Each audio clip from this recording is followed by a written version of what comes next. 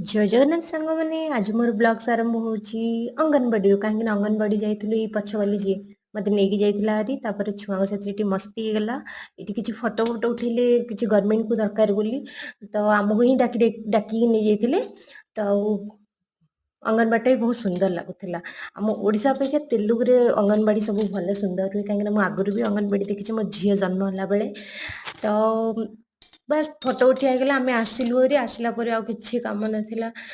କପଡ଼ା ଧୋଇଦେଲି ଖାଇଦେଲି ଖାଇକି ଶୋଇପଡ଼ିଲି ଶୋଇକି ଉଠିଲା ପରେ ଏତେ ହେଡ଼େକ୍ ହେଉଥିଲା